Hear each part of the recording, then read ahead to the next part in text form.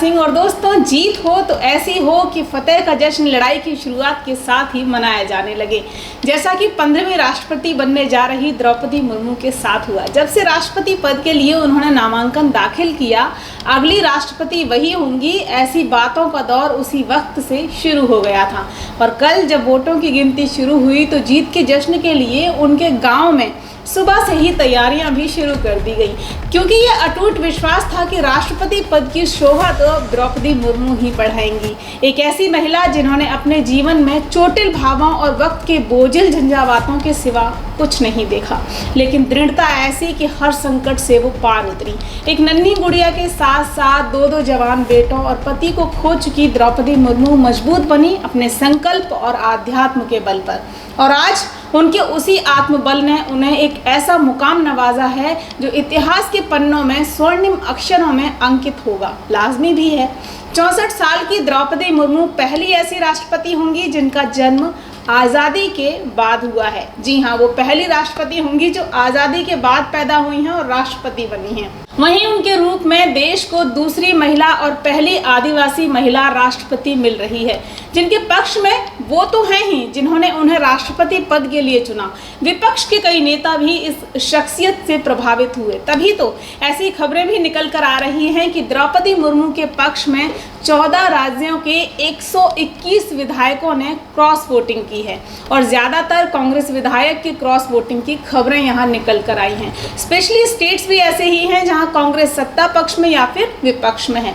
इतना ही नहीं, 17 सांसदों ने भी राष्ट्रपति चुनाव में क्रॉस वोटिंग की है।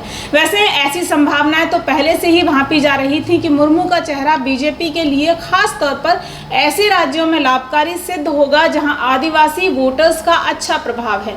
जिन 14 राज्यों में क्रॉस वोटिंग की खबरें आई हैं, उनमें खास तौर पर 5 राज्यों में सबसे ज्यादा क्रॉस वोट पड़े हैं: असम, झारखंड, गुजरात, मध्य प्रदेश और उत्तर प्रदेश। और इनमें सबसे ज़्यादा क्रॉस वोट पड़े हैं असम में, एक ऐसा राज्य जहां 5% से ज़्यादा आदिवासी समाज है। इन 5 राज्यों के अलावा हरियाणा, राजस्थान, महाराष्ट्र, बिहार, छत्तीसगढ़, अरुणाचल प्रदेश, हिमाचल प्रदेश, मेघालय और गोवा में भी क्रॉस वोट डाले गए हैं।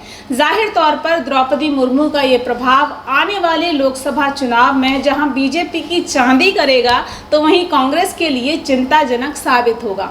बता दें कि एनडीए प्रत्याशी द्रौपदी मुर्मू 64% वोटों के साथ विजयी हुई हैं, जिन्हें देश के 15वें राष्ट्रपति पद पर आसीन होने का गौरव हासिल हुआ है।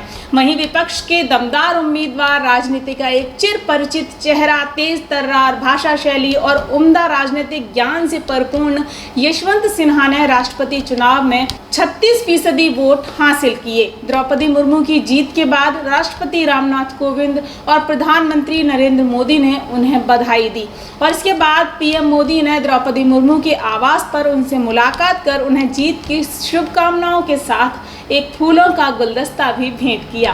प्रधानमंत्री ने द्रौपदी मुर्मू की रिकॉर्ड जीत को ऐतिहासिक और लोकतंत्र के लिए शुभ संकेत बताया है। द्रौपदी मुर्मू को जीत के बाद शुभकामनाओं का तांता लगा रहा। जेपी नड्डा, अमित शाह, राजनाथ सिंह, ओम बिरला, शिवराज सिंह चौहान, पुष्कर धामी, यशवंत सिन्हा, राहुल गांधी, यहाँ तक कि खुद नेपाल के प्रधानमंत्री ने भी द्रौपदी मुर्मू को जीत के लिए शुभकामनाएं दी।